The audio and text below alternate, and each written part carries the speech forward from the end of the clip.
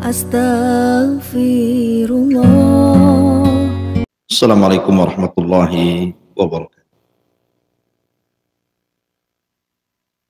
Alhamdulillah wassalatu wassalamu ala Rasulillah wa ala alihi wa sahbihi wa mawalah wa la hawla wa la quwata illa billahi wa ba'd. Alhamdulillah di pagi hari ini kembali kita bisa duduk untuk bertalabul ilmi. Salawat dan salam kita haturkan kepada Nabi kita, Nabi besar Muhammad sallallahu alaihi wasallam. Kita lanjutkan kajian hadis Arba'in Nawawi dan kita masih membahas hadis kedua dari kitab ini, hadis yang dikenal dengan hadis Jibril alaihi salam. Dan kemarin kita sudah menyebutkan dua faedah dari hadis ini. Pertama tentang mengenal siapa Jibril, kemudian bicara tentang pentingnya soal dalam membuka ilmu. Maka faedah yang ketiga dari hadis Jibril adalah bicara tentang nuzul al-wahyi. Bagaimana wahyu itu turun kepada Nabi sallallahu alaihi wa ala alihi wasallam. Ulama menyebutkan bahwa wahyu turun kepada Nabi sallallahu alaihi wasallam itu ada 6 macam. Yang pertama, wahyu turun itu terkadang bitariqir ru'yah, dengan jalur mimpi. Dan mimpinya para nabi itu adalah wahyu. Contoh saja ketika Ibrahim alaihi salatu wassalam bermimpi, dalam mimpinya betul-betul dia menyembelih Ismail. Ketika dia terjaga, maka dia mendatangi putranya Ismail dan mengatakan, "Ya bunai, inni ara fil manami anni adbahuka fanzur madza tara." Wahai anakku, semalam bapakmu bermimpi, bapakmu itu menyembelih dirimu. Bagaimana pendapatmu? Karena Ismail adalah didikan Hajar, seorang ibu yang kuat tauhid dan tawakalnya kepada Allah Azza wa Jalla. Maka jawaban Ismail persis seperti jawaban ibunya. Ketika ibunya ditinggalkan di sebuah lembah padang pasir yang tidak ada pohon dan tidak ada apapun di situ, yang bisa saja mengancam kematian, tapi karena Hajar tahu itu perintah Allah Subhanahu wa taala, maka dia hanya mengatakan, "Idzan lan yudayyi'unallah." Pergi engkau wahai Ibrahim, kalau ini perintah Allah, dan ku yakin Allah tidak mungkin menyia-nyiakan diriku.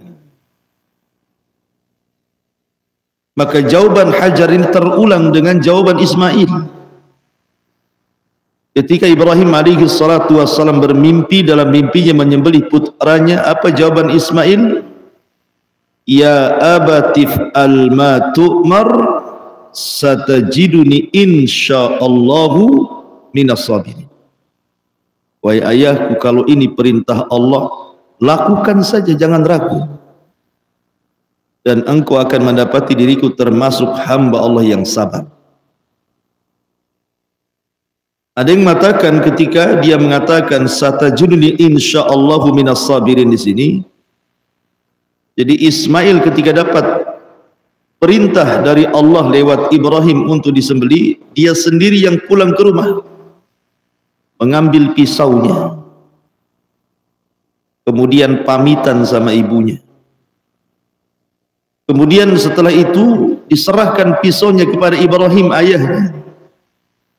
Kemudian dia meminta kepada Ibrahim satu, agar mengikatnya. Sebab kalau tidak diikat kesakitan lari nanti. Yang kedua, disembelih dari arah tengkuknya, bukan dari arah lehernya. Sebab kalau dari arah lehernya nanti ayahnya melihat mukanya kasihan, tak jadi disembelih. Tiga, agar Ibrahim menyingsingkan bajunya, supaya darahnya tidak terkena bajunya yang kalau dilihat ibundanya maka dia akan sedih. Inilah makna satajiduni insyaallahu minas sabirin. Jadi Ibrahim alaihi salatu wassalam bermimpi, berarti mimpinya para nabi itu wahyu. Persis seperti yang dialami Nabi sallallahu alaihi wasallam sebelum diangkat menjadi nabi dan rasul. Didahului dengan apa? Irhasat. Irhasat itu kata lain daripada mukjizat. Ya, Nabi sallallahu alaihi wasallam sebelum didatangi Jibril itu selalu bermimpi. Mimpinya itu seperti falak subuh. Maksudnya seperti falak subuh itu setiap malamnya bermimpi, besoknya menjadi kenyataan mimpinya. Jadi apapun yang dimimpikan Rasul itu kejadian gitu. Kalau kita kan tidak, ya kan? Kalau kita mimpi di malam hari belum tentu kejadian dalam mimpi itu. Antum mimpi dikejar ular, besoknya yang ngejar bukan ular kan gitu. Lain pula yang dikejar antum. Jadi kadang mimpi kita dengan kenyataan berbeda. Tapi mimpinya Nabi itu setiap mimpi persis kejadian terulang dalam kenyataannya. Itu disebut kal falaki subhi, seperti falak subuh. Dan itu jalur wahyu pertama. Mimpinya para nabi adalah wahyu. Kemudian yang kedua, yang paling berat bagi Nabi sallallahu alaihi wasallam adalah wahyu turun seperti salsalatil jaras,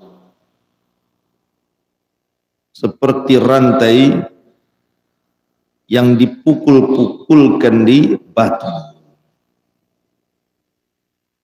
Jadi Nabi sallallahu alaihi wasallam kalau datang wahyu seperti ini, ada suara yang menggemuruh gitu ya,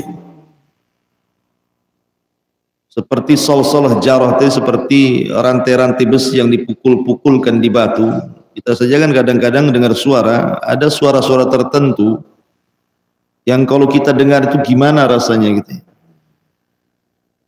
Dan itu yang paling berat yang dialami Nabi sallallahu alaihi wasallam. Karena Aisyah radhiyallahu anha mengatakan kalau cara seperti ini sampai kepada Rasul di musim dingin saja Rasul bisa peringatan. Kalau cara wahyu seperti ini, Aisyah radhiyallahu anha mengatakan bahkan di musim dingin sekalipun, kita tahu musim dingin sana beda dengan sini, ekstrim di sana. Itu Nabi SAW bisa berkeringat. Asyrul muslimin yang dimuliakan Allah Azza wa Jalla. Dan itu terjadi ketika kasus hadithul ifki. Hadithatul ifki. Ifki itu artinya berita hoax tentang Ummul Mukminin Aisyah radhiyallahu anha yang dituduh berzinah dengan seorang sahabat namanya Safwan ibnu Mu'attil. Jadi Nabi sallallahu alaihi wasallam diuji oleh Allah Azza wa Jalla bahwa wanita yang selama ini dicintainya, sebagaimana riwayat Amr bin As radhiyallahu an ketika ditanya Rasul, siapa wanita yang Anda cintai? Kata Rasul, Aisyah. Tiba-tiba wanita yang dicintainya dituduh berzina dengan Safwan ibn Mu'attil. Karena ketika Aisyah radhiyallahu anha pulang dalam peperangan, dia ingin buang hajat di tengah padang pasir itu. Kemudian dia pun menjauh dari manusia. Dikiranya Aisyah sudah kembali ke rumah-rumahan di atas unta, ditinggal pasukan. Tapi Aisyah cerdas, dia tidak mengikuti pasukan itu. Dia tetap tinggal di situ. Karena dia tahu bahwa kalau seandainya pasukan tahu dia tidak ada di situ, pasti akan balik menjemput dia. Lah ketika Aisyah radhiyallahu anha menunggu itulah, tiba-tiba ada sahabat namanya Safwan ibn Mu'attil ketinggalan pasukan. Ada yang mengatakan karena dia tertidur. Suka tidur Safwan ibn Mu'attil. Akhirnya ketika tertidur dia ketinggalan pasukan, ngejar dari belakang. Rupanya di tengah jalan berjumpa dengan Aisyah radhiyallahu anha.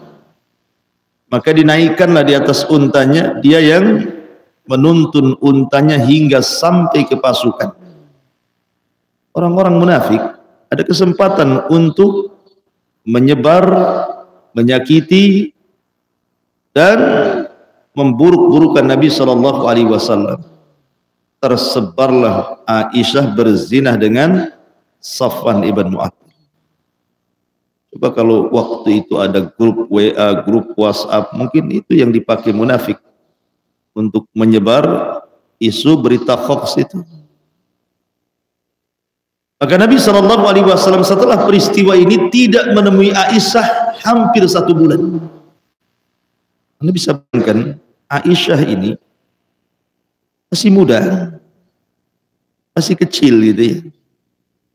Biasa Nabi SAW sesekali melihatnya, sesekali bicara, ngobrol, tidur satu kamar dan begitu seterusnya.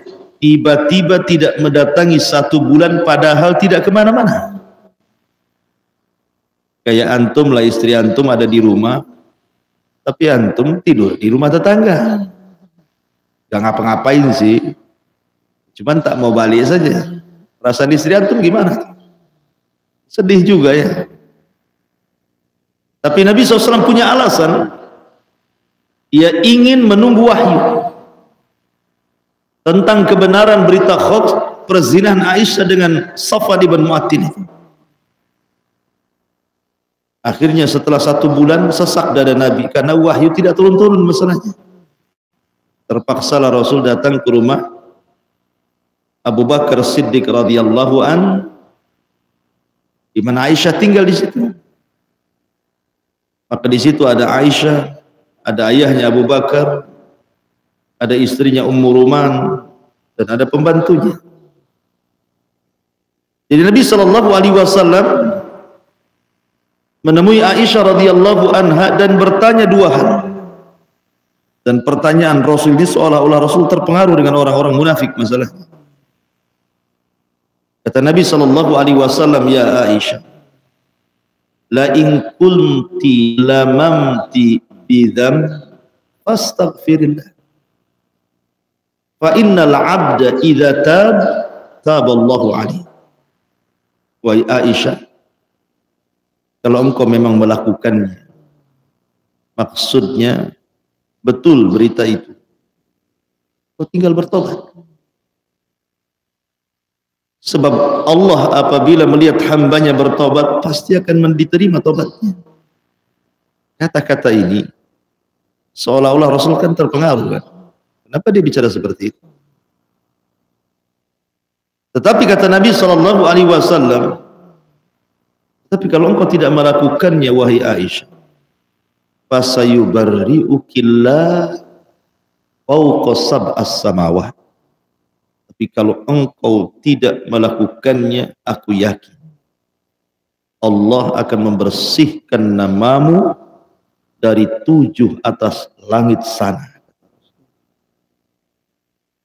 Tetapi kan di sini ada 2 pilihan masalahnya, ngaku atau tidak. Kan itu. Mau mengakui atau tidak. Jadi seolah-olah tidak ada pilihan lain. Aisyah radhiyallahu anha yang tidak merasa melakukan itu, tentu Aisyah radhiyallahu anha bingung bagaimana cara jawabnya. Makanya dia melirik kepada Abu Bakar ayahnya, "Ya abi, ajibi anni Rasulullah." Wahai ayahku, tolong jawab pertanyaan Nabi. Tapi Abu Bakar, apalah jawaban yang bisa dilontarkan kecuali hanya menangis. Ketika ayahnya tidak ada pembelaan, Aisyah radhiyallahu anha melirik ibundanya, "Ya umma, ajibi anni Rasulullah." Wahai ibuku, tolong bantu jawab. Ibunya pun sama, dia bisa menangis. Ketika tidak ada pembelaan dari ayahnya, tidak ada pembelaan dari ibundanya, Rasul mendesak dengan sebuah jawaban. Apalah yang bisa dilakukan anak kecil seumuran Aisyah yang ketika itu belum dewasa? Dia hanya mengambil selimut sambil menangis dan mengatakan, apalah yang harus aku katakan kecuali seperti perkataan Ya'qub. Dia lupa nama Ya'qub karena li sighari sinni, karena masih kecil usianya, sehingga dia sebut bapaknya Yusuf. Illa kama qala Abu Yusuf. Tidaklah apa yang bisa kuucapkan kecuali apa yang dikatakan ayahnya Yusuf, maksudnya Ya'qub. Fasabrun jamil wallahu musta'an ala ma tasif. Sabar itu indah dan Allah pasti akan menyingkap hakikat kebenaran. Kemudian masuk ke selimut, nangis. Namanya perempuan, apalah yang bisa dilakukan? Begitulah dia perempuan. Ada masalah pasti nangis. Ikut perasaannya. Ketika itu Rasul gemetar. Nah, disitulah Rasul hendak mendapatkan wahyu, kasalsalatil jaras, mendengar suara yang sangat menakutkan bagi Rasul dan hanya didengar Rasul tentunya. Tiba-tiba Nabi SAW berkeringat dahinya dan mengatakan, abshiri ya Aisyata fa innallaha yubarri'uki fawqa sab'as samawat. Berbahagialah wahai Aisyah, Allah baru saja memberitahu dan membebaskan tuduhan mereka kepadamu dari atas 7 lapis langit sana. Turunlah surah Nur ayat 1 sampai 9. Dan ayat ini membersihkan nama Aisyah radhiyallahu anha. Ini terkadang wahyu turun seperti itu. Kemudian yang ketiga, terkadang wahyu itu langsung malaikat Jibril memasukkan ke dalam qalbun Nabi, ke dalam hati Nabi. Seperti ketika Nabi SAW berdialog dengan Ibnu Sayyad, Saf, anak kecil yang dianggap Dajjal di zaman Rasul. Karena kan Nabi itu kalau cerita Dajjal itu hampir tiap hari. Jadi saking seringnya cerita tentang Dajjal itu, jadi sahabat ketakutan. Seolah-olah jangan-jangan Dajjal itu sudah ada di sekitar kebun-kebun kurma Madinah. Jadi ada anak kecil, anak orang Yahudi, namanya Ibnu Sayyad atau disebut dengan Saf. Nabi mengajak Umar, Abu Bakar dan beberapa para sahabatnya ingin mengintai apakah betul Ibnu Sayyad itu Dajjal atau bukan Dajjal. Setelah berjumpa dengan Ibnu Sayyad, anak kecil itu, maka Rasul ingin ngetes dia. Ketika itu Jibril sudah menurunkan wahyu dengan langsung meletakkan di hati Nabi SAW suratul Dukhan, surah Dukhan.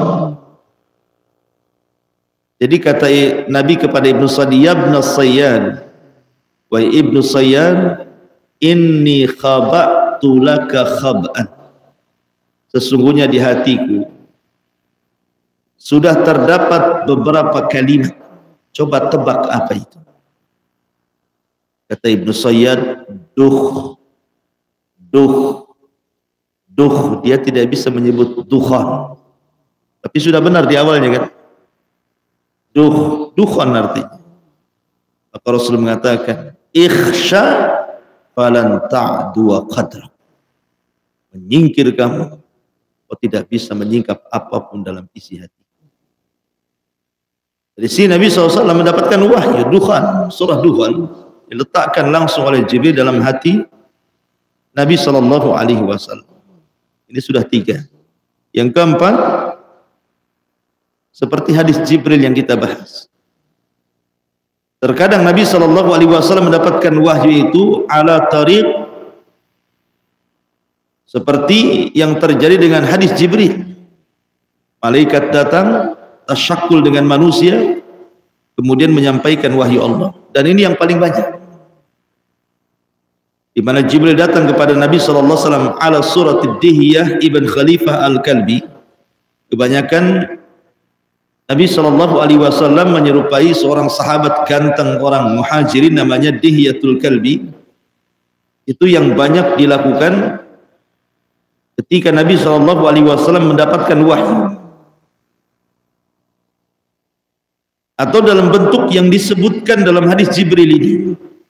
Rajulun syadidu bayadi thiyab syadidu syawadi sa'ri la yura alaihi asaru safar wa la ya'rifuhu minna ahad. Seperti seorang laki-laki yang sangat bersih pakaiannya, sangat hitam rambutnya, tidak ada bekas safarnya, bahkan tidak ada yang mengenali siapa dia. Fa asnada rukbatayhi ila rukbatayhi wa wada'a kaffaihi ala fakhidayhi. Tiba-tiba datang ke hadapan Rasul, meletakkan lutut dia dengan lutut Nabi, meletakkan tangan di atas kedua paha Nabi. Akrab sekali dengan Rasul. Ini yang keempat. Kemudian yang kelima, dan ini jarang, Nabi SAW diperlihatkan bentuk asli Jibril, dan itu hanya 2 kali saja. Pertama, ketika Nabi SAW diangkat menjadi Nabi, belum Rasul, Nabi diperlihatkan bentuk Jibril dalam bentuk asli. Ketika Nabi SAW kemudian dipanggil di atas langit oleh Jibril, Rasul mendongak ke langit, rupanya Jibril sedang duduk di antara langit dan bumi, lahu sittu mi'ati janah, yang memiliki 600 sayap, yang satu sayap saja cukup menutup langit, terbentang saddal ufuk, mulai terbit sampai tenggelam matahari. Besarnya Jibril. Yang kedua saat peristiwa Isra dan Mi'raj, laqad ra'ahu nazlatan ukhra inda sidratil muntaha. Rasul melihat Jibril kedua kalinya di sidratil muntaha. 2 kali saja Rasul melihat bentuk asli Jibril. Masyarul muslimin yang dimuliakan Allah Azza wa Jalla. Sudah berapa tadi? Sudah 5. Kemudian yang nomor 6, yang terakhir, kita kenal dengan hadis Qudsi, di mana Allah Subhanahu wa taala langsung berdialog dengan Nabi. Hadis Qudsi itu kan tanpa perantara Jibril, Allah langsung berdialog dengan Nabi. Makanya di antara 25 Nabi dan Rasul, ada di antara 3 dari 25 Nabi dan Rasul itu yang disebut Kalimur Rahman, Nabi yang langsung face to face bicara dengan Allah. Pertama Adam alaihi salatu wassalam disebut juga Kalimur Rahman. Kemudian Musa disebut juga Kalimur Rahman. Kemudian Rasul kita Muhammad SAW juga disebut Kalimur Rahman, Nabi yang berdialog langsung tanpa perantara Jibril dengan Allah. Tetapi gelar Kalimur Rahman lebih banyak disematkan kepada Nabi Musa, karena dia yang paling banyak berdialog dengan Allah, sampai Al-Quran menyebutnya wa kallamallahu Musa taklim. Dan Allah selalu mengajak bicara dengan Musa sehingga Musa digelari Kalimur Rahman. Ini faedah yang ketiga bagaimana turunnya wahyu, salah satunya hadis Jibril. Baik. Ketika kemudian Jibril datang kepada Nabi sallallahu alaihi wasallam, langsung bertanya, "Ya Rasulullah, wahai Rasul, apa itu Islam?" Maka di sini Nabi sallallahu alaihi wasallam ingin menjelaskan Islam secara lebih khusus. Karena Islam itu memiliki tiga makna. Makna umum, makna khusus, makna akhas. Ada makna umum, makna khusus, makna lebih khusus lagi. Jadi Rasul menjawab dengan makna Islam yang lebih khusus lagi. Karena Islam secara umum maknanya adalah setiap agama yang dibawa para nabi dan rasul, agama mereka itu Islam. Karena para nabi dan rasul itu adalah bersaudara, mereka satu bapak, cuman beda ibu. Nahnu ma'asyiral anbiya ikhwatun lil allat, kata Rasul. Abuna wahid wa ummuna syatta. Kami para nabi itu satu bersaudara, satu bapak, tetapi bapak kami satu, ibu kami yang berbeda.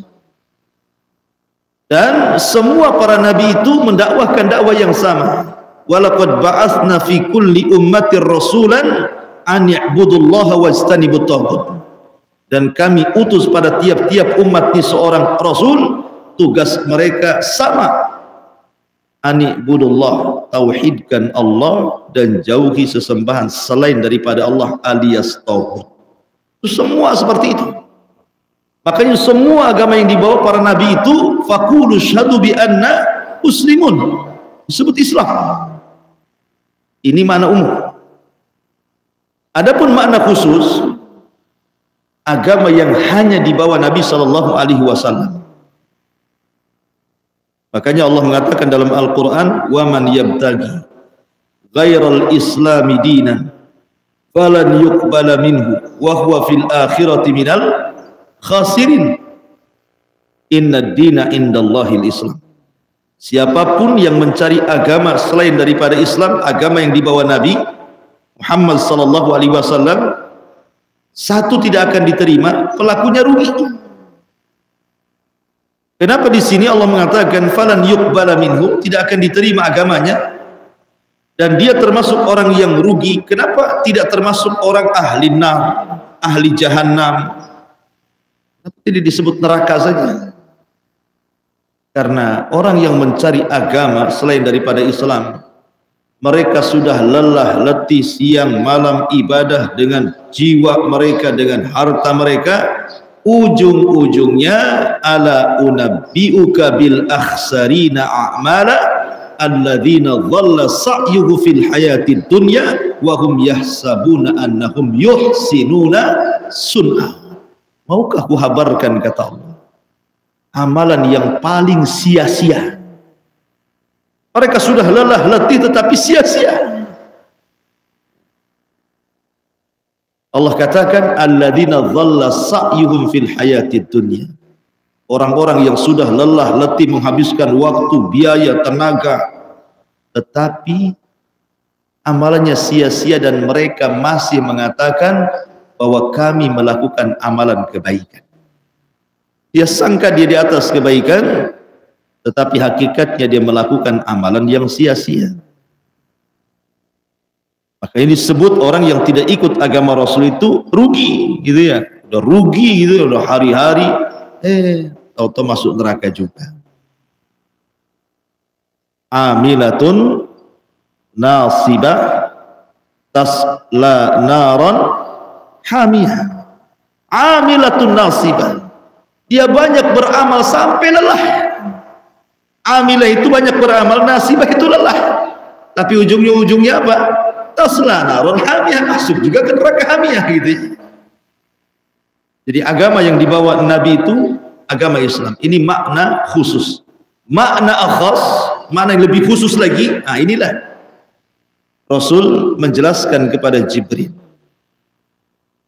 dan menjelaskan di hadapan para sahabat bahwa Islam itu kau syahadat, kau sholat, kau puasa, kau zakat, kau haji. Itu makna akhas namanya. Islam secara lebih khusus lagi.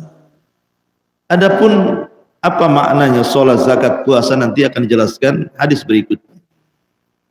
Kita meloncat saja biar tidak kepanjangan. Kemudian Jibril bertanya kepada Rasulullah SAW tentang, habis itu Jibril membenarkan kan, sodakta, engkau benar. Kalimat sodakta menunjukkan bahwa yang bertanya ini tahu jawabannya.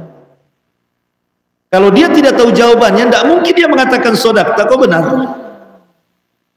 Pasti akan mengatakan, oh iya, jazakallah khairan, kan itu ya, sudah ngasih ilmu.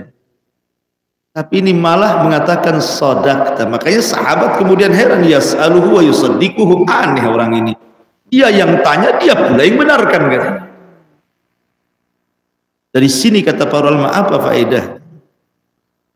Kalimat sodakta itu maksudnya, kenapa Jibril bertanya padahal dia sudah tahu jawabannya?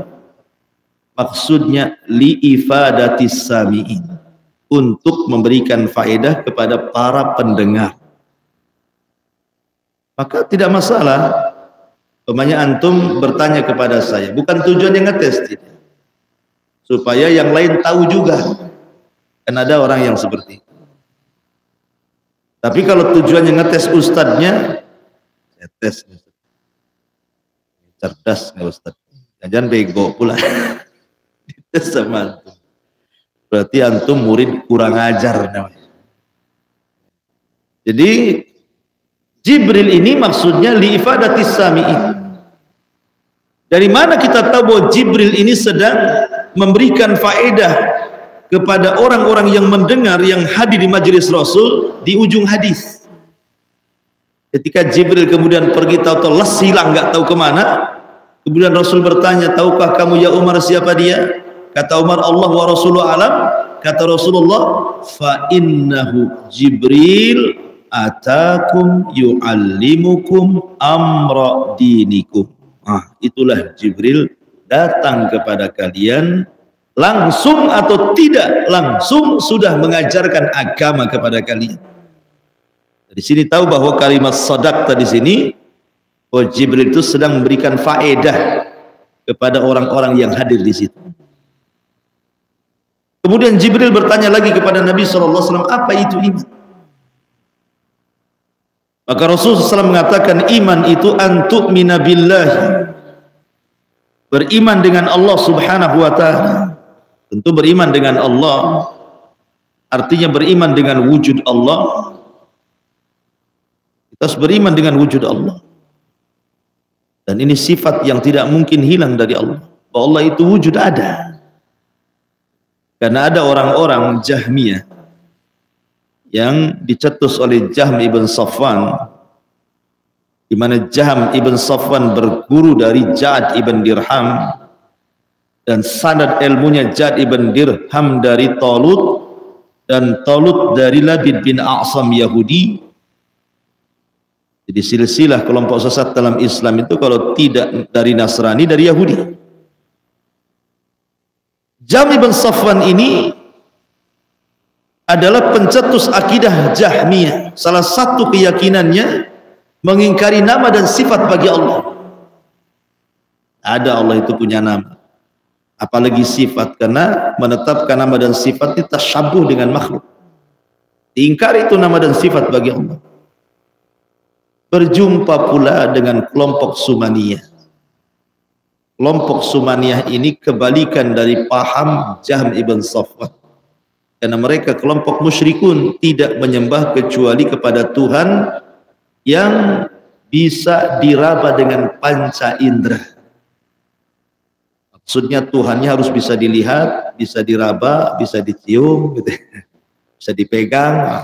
Kalau Tuhannya kayak gini, mau saya sembah. Kan ini kan kontradiktif, yang satu barat, yang satu timur kan. Yang satu mengingkari nama dan sifat, yang satu berlebihan, nyembah Tuhan harus nampak kayak tiang gini Tuhannya. tampak, bisa dipegang, bisa dicium, diraba gitu ya. Berdebatlah dua orang ini, satu kelompok Sumaniyah, satu pula Jahm bin Safwan yang mengkiri nama dan sifat bagi Allah.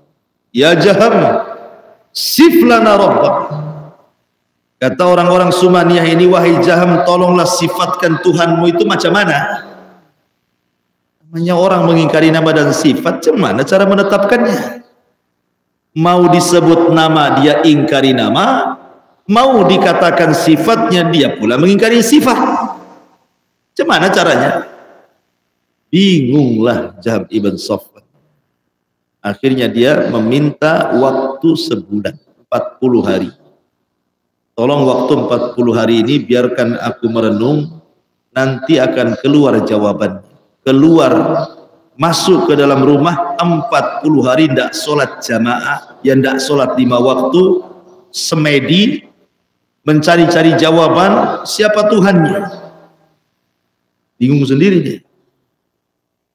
Akhirnya setelah 40 hari keluar dia, datang orang Sumaniyah. Gimana Jahm jawabannya? Kata Jahm bin Safwan, Tuhanku karihi, seperti angin. Kau bisa rasakan angin? Ya.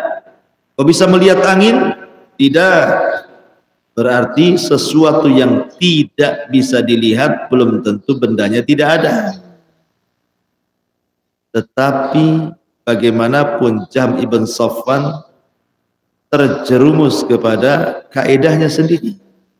Dia kan mengatakan tidak ada nama bagi Allah, tidak ada sifat bagi Allah. Ketika dia mengatakan Tuhannya seperti angin, berarti dia menetapkan satu sifat bagi Allah disebut wujud. Gitu ya. Berarti Allah ada, dan ada itu sifat Allah. Mau lari kemana? Minimalnya orang yang mengingkari nama dan sifat itu tidak mungkin mengingkari sifat wujud. Walaupun dia istilahkan seperti angin, tetap saja hakikatnya dia mengatakan Allah itu ada. Berarti tidak istiqomah kan kaedahnya itu. Karena orang Sumaniyah kan menetapkan Tuhan yang bisa nampak diraba. Makanya dia mengatakan bukan berarti Tuhan yang kusembah kalian tidak lihat itu tidak ada, katanya. Dia ada. Dia masuk menabrak kaedahnya menetapkan wujud bagi Allah. Artinya mereka membantah, lah kau kan mengingkari nama dan sifat. Ketika kau mengatakan seperti itu berarti Allah memiliki sifat namanya wujud. Bingung lagi dia. Stres. Akhirnya keluar jawaban yang aneh. Kata Jahm bin Safwan, Tuhanku laisa bidakhilil alam wala kharijih. Tuhanku itu tidak di dalam alam dan tidak di luar alam. Begitu di mana? Stres jawabannya. Oh, Tuhanku itu enggak di alam, tidak di dalam alam, tidak di luar alam, katanya. Begitulah ikhwatu fiddin. Orang kalau tidak berpijak kepada Quran Sunnah, dia sendiri bingung, orang lain lebih bingung lagi. Jadi minimal wujud Allah tidak bisa diingkari manusia, orang sesat sekalipun. Dan keimanan kepada itu yang pertama kali kita imani tentang wujud Allah Azza wa Jalla. Dan alam semesta ini bukti bahwa Allah itu ada. Alam semesta ini. Afala yanzuruna ilal ibili kaifa khuliqat wa fi anfusikum afala tubsirun. Dalam diri kita saja ketika kita ngaca gitu ya.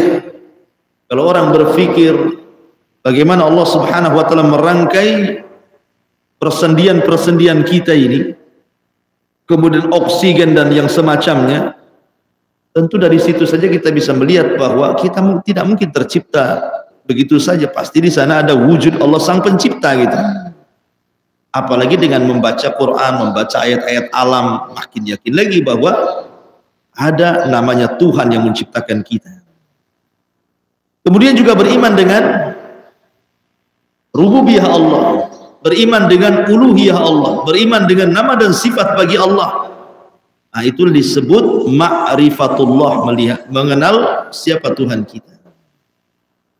Antu'mina billahi, kemudian wa malaikatihi, beriman dengan para malaikat Allah. Beriman kepada para malaikat Allah, ya beriman kepada malaikat-malaikat yang dikenal namanya. ataupun malaikat-malaikat yang tidak dikenal namanya. Karena jumlah malaikat itu banyak sekali. Banyak sekali. Ketika Adam hendak diciptakan malaikat, hendak diciptakan Allah, malaikat kan tahu tuh kabarnya itu. Dia datang kepada Allah Subhanahu wa taala dalam bentuk al-ardu. Dia mengatakan, ya Rabb, ataj'alu fiha man yufsidu fiha wa yasfiku dima wa nahnu nusabbihu bihamdika wa nuqaddisu lak.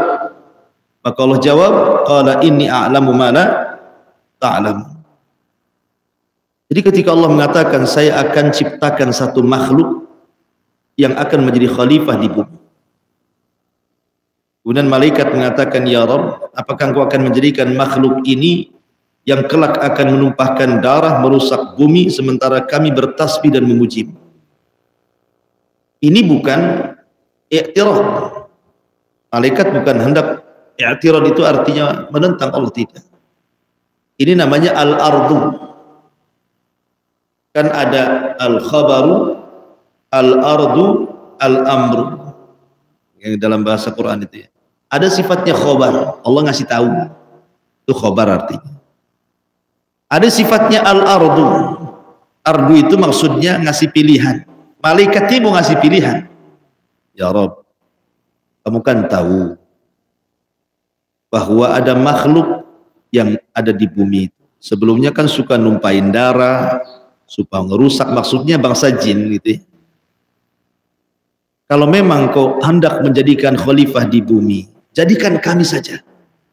Letakkan kami di bumi, biar kami ibadah terus sama kamu, sehingga kau ini tidak ada lagi yang bermaksiat kepadamu.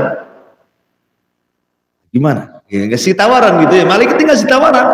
Itu maksudnya. Bukan malaikat membantah Allah Subhanahu wa taala, bukan begitu maknanya. Malaikat ngasih tawaran. Sudah Rabb, enggak usah ciptakan Adam.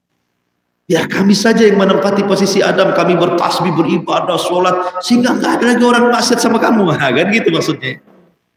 Tapi Allah mengatakan, inni a'lamu ma la ta'lam. Kamu tidak tahu makhluk yang aku ciptakan ini berbeda, kan itu. Jadi malaikat itu memberikan sejak itulah Allah melihat bagaimana hirsul malaika fil ibadah, semangat para malaikat untuk beribadah, maka Allah ciptakan satu Ka'bah malaikat yang disebut dengan Baitul Ma'mur. Setiap hari masuk malaikat itu 70.000 tawaf di situ, kemudian keluar tidak pernah kembali. Besoknya datang malaikat dengan jumlah yang sama, malaikat baru, satu hari tawaf, kemudian mereka keluar tidak pernah kembali. Kemudian datang malaikat yang lain yang baru dengan jumlah yang sama, begitu tiap hari. Berapa jumlah malaikat coba?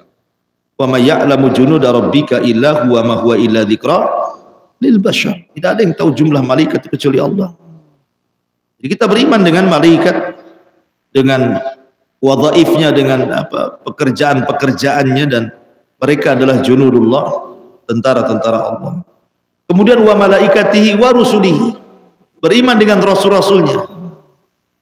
Dalam hadis Abi Dzar Al-Ghifari radhiyallahu anhu ketika bertanya kepada Rasul berapa jumlah nabi dan rasul, walaupun ada sebagian yang mengkritik riwayat ini, maka Nabi SAW mengatakan jumlah para nabi itu 1.120.000,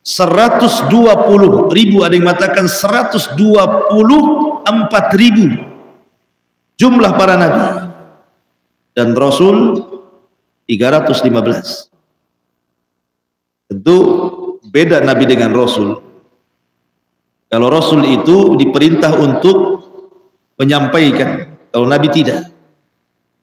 Kalau rasul itu diutus kepada halayak orang ramai, tapi kalau nabi tidak, hanya diutus kepada kaumnya.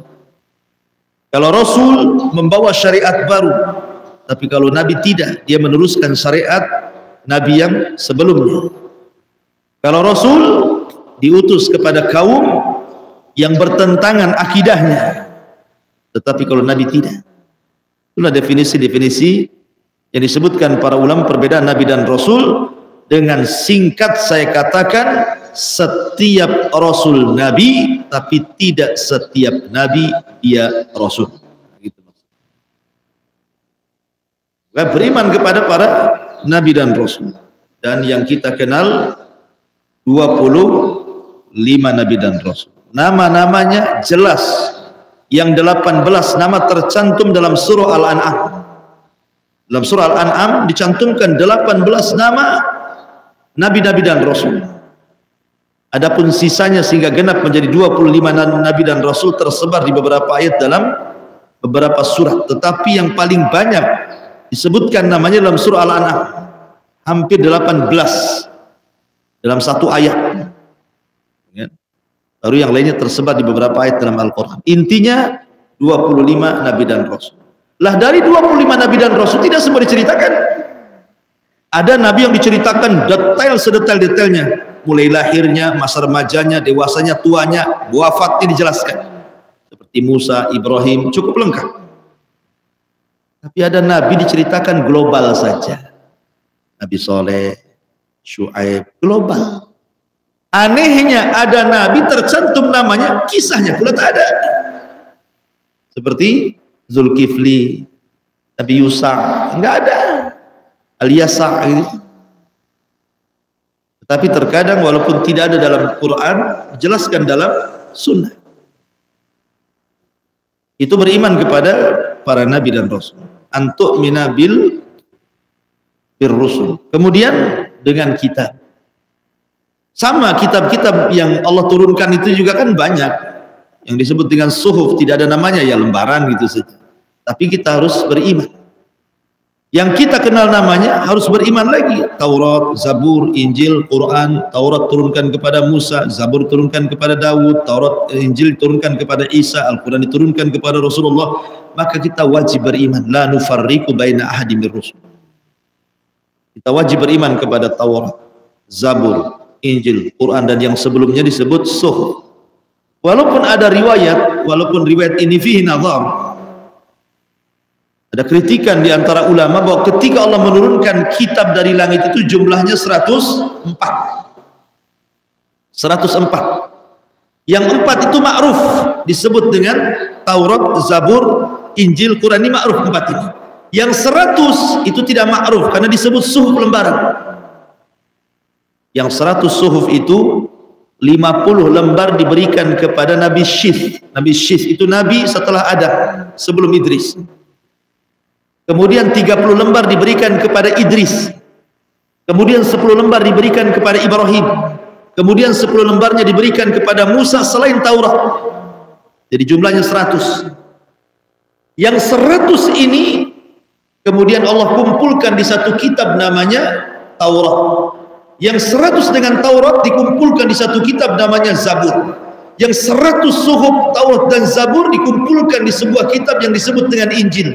Yang 100 kitab Injil, Zabur dan Taurat dikumpulkan di dalam Al-Quran. Dan Al-Quran diturunkan dalam satu surat yang disebut dengan Ummul Kitab Al-Fatihah. Dan Al-Fatihah terkumpul dalam kalimat Iyyaka na'bud wa iyyaka nasta'in. Baik, itu beriman dengan kitab. Antuk mina bil kitab, bil kutub, dengan kitab-kitab. Kemudian yang selanjutnya antuk mina bil yaumil akhir, beriman dengan hari akhir. Hari akhir itu maksudnya ada yang mengatakan akhir daripada dunia, kiamat, ya kan? Ada juga hari akhir itu maksudnya lawan daripada ula. Ula itu dunia, akhir itu akhirat maksudnya. Berarti maksud yaumul akhir itu bisa dengan dimaksudkan akhir daripada dunia, kiamat. Ada juga yang dimaksudkan hari setelah kebangkitan. Itulah yaumil akhir. Berarti kalau kita satukan faedahnya, beriman dengan hari akhir, beriman dengan kematian, beriman dengan peristiwa apapun yang terjadi dalam kuburan, mulai dari himpitan kubur, fitnah kubur, azab kubur, nikmat kubur, gitu ya.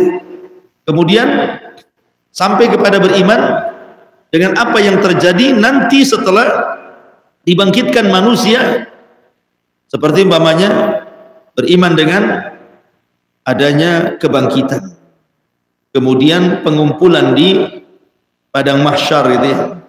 Kemudian adanya hisab, adanya mizan, adanya pengambilan catatan amal, macam-macamlah peristiwa-peristiwa sampai kepada beriman dengan al-jannatu wan nar. Maka itu kategori masuk beriman dengan hari akhir. Baru yang terakhir, ini juga tidak kalah pentingnya, beriman dengan qada dan qadar. Sebagaimana awal ketika saya memukadimah hadis Jibril tentang kisah seorang qadariyah yang bernama Ma'bad al-Juhani, pendiri madhab qadariyah yang ada di Basrah, yang mengatakan al-amru unuf, bahwa Allah itu tidak sama sekali punya ilmu pengetahuan. Allah itu tahu setelah terjadi. Kalau Allah melihat manusia belum berbuat apa-apa, Allah tidak tahu manusia ini mau maksiat, mau sholat, enggak tahu. Kalau antum sudah sholat, Allah baru tahu antum sholat. Kalau antum maksiat, Allah baru tahu antum maksiat. Berarti dia mengingkari qadar. Al-amru unuf. Makanya Abdullah bin Umar radhiyallahu anhu marah, kalau engkau mendapatkan kaum yang seperti ini, inni bari'um minhum wa hum bura'u minna. Aku berlepas diri dari mereka, mereka berlepas diri dariku. Seandainya mereka punya gunung Uhud semua emas diinfakkan semuanya, ma qabilallah, tidak akan diterima sedikit pun infak itu kepada Allah. Karena mereka mengingkari takdir sampai mereka beriman dengan takdir. Ini kan mengingkari takdir namanya. Mengingkari ilmu Allah itu mengingkari takdir. Makanya Imam Syafi'i mengatakan jadilul qadariyata bil ilmi. Debat mereka soal ilmu Allah. Fa in asbatu wa illa kufir. Kalau mereka menetapkan, kalau tidak kafirkan mereka, katanya.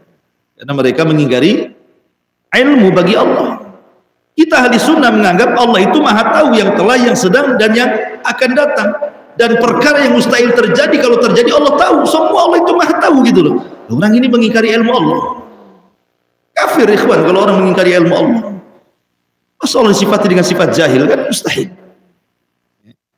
Makanya qadariyah ini disesatkan para ulama. Bahkan qadariyah ini termasuk majusinya umat ini. Dari kalangan Mu'tazilah, kalangan Rafidhah, Zaidiyah, dan begitu seterusnya yang terpapar dengan pemahaman qadariyah ini. Tapi ada lawan qadariyah disebut dengan Jabriyah. Terbalik pula Jabriyah ini. Kita ini seperti wayang. Antum kalau pernah tengok wayang kulit, wayang golek, bukan wayang uong ya. Kalau wayang uong kan orang ya. Kalau wayang kulit, wayang golek kan, wayang kulit kan tipis dari kulit, golek ya dari golek lah, dari kayu. Itu kan benda mati kemudian dihidupkan sama dalang. Ya kan, terserah dalang lah dia mau memainkan wayang itu. Kita ini seperti wayang, dalangnya Allah. Jadi kita ini tidak bisa berbuat apa-apa. Jadi kalau antum sholat, ya Allah yang berkehendak antum sholat. Jika antum maksiat, ya Allah yang berkehendak antum maksiat. Itulah orang-orang Jabriyah. Mereka mengatakan, siapa yang menciptakan antum? Allah. Siapa yang menciptakan perbuatan antum? Allah. Siapa yang menciptakan maksiat? Allah. Berarti Allah ciptakan kita, Allah ciptakan gerakan kita, Allah ciptakan maksiat untuk kita. Berarti Allah yang buat. Jadi jangan salahkan kalau saya maksiat, karena itu yang berkehendak. Sama dengan orang musyrik yang mengatakan la sya'allah ma asyrakna. Kalau Allah berkehendak, kami tidak akan melakukan kesyirikan. Kalau Allah berkehendak, kami tidak akan melakukan kesyirikan. Berarti kan ini kehendak Allah kami melakukan kesyirikan. Seolah-olah begitu. Kapan lu tobat? Tunggu takdir. Kan ada ya di masyarakat kan seperti itu tuh. Ini Jabriyah namanya. Kapan lu tobat? Di takdirnya kalau tobat Ustaz. Dari mana? Kok tidak diusahakan, diupayakan? Itu Jabriyah, disebut Jabriyah namanya. Ini bahaya. Yang satu qadariyah seolah-olah dia punya masyiah sendiri, Allah tidak tahu, dia yang berkehendak gitu ya. Yang satunya pula semua kehendak Allah semuanya, dia nggak bisa apa-apa. Seperti pohon kalau dihempas angin, belok sana belok sini, tergantung angin katanya ya. Nah ini dua-duanya nggak benar. Di sunnah tengah-tengah di antara qadariyah dan Jabriyah. Wallahu alam, ini diantara al-iman bil qadar. Masih ada satu pertemuan lagi besok. Habib Jibril. Subhanallah bihamdika asyhadu an la ilaha illa anta astaghfiruka wa atubu ilaik. Allahu ta'ala. Assalamualaikum warahmatullahi wabarakatuh.